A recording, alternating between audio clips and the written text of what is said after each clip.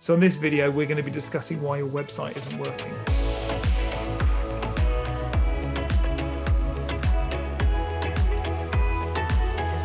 Probably the reason your website isn't working is because you built it for yourself instead of your clients. And that's often the biggest mistake that I see, is that we all look at our own websites, and when it looks nice to us, we kind of are convinced that it will look nice to everyone who sees it. But quite often the reality is that when you go to a website and you're looking for something, you have a specific kind of thing you're looking for.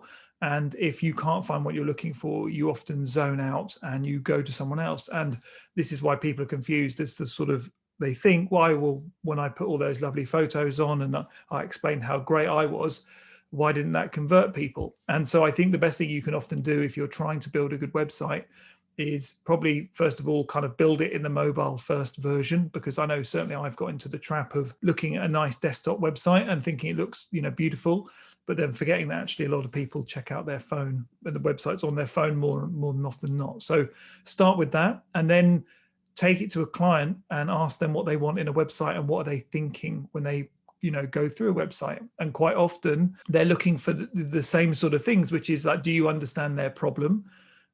Have you had experience solving that problem for people like them? And then kind of, how are you going to solve that problem? Have you got any case studies to kind of back up what you're saying? Can I see kind of any level of expertise or awards that you might have won? And then I want to know how do I work with you and what does that process look like? And finally, the big one is always kind of, let's make it easy to work together. So can I, click on a button and book a call that kind of suits me as a client? And it's often this thing of, by going through your website and probably thinking about it a bit like a landing page, you can structure your kind of homepage to meet all of those needs and answer all those questions, so that when clients go on there, the goal is, it's a tool to get conversions, and your main objective is to get them to contact you. But unfortunately, that's not always easy, depending on how much they need you and how much they know about you. So if that isn't the case, then you want to get them to sign up for something, so you can get their email address and you can reach out to them that way. So the goal is always, can I explain the problem I solve really clearly? Can I answer the questions that they have about my service? Can I show credibility and experience and success?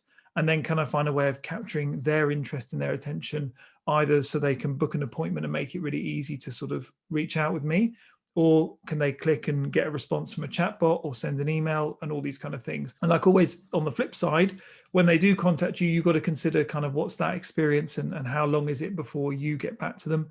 Because if we were contacted by our dream client, say Elon Musk, I don't think he would probably wait more than maybe half an hour for a call back before trying to find someone else. So all these things are the key, really, to be honest, is to make sure your brand is looking great, so it keeps you happy, but then view your website through the eyes of your client and think about what they need first instead of like kind of what you want.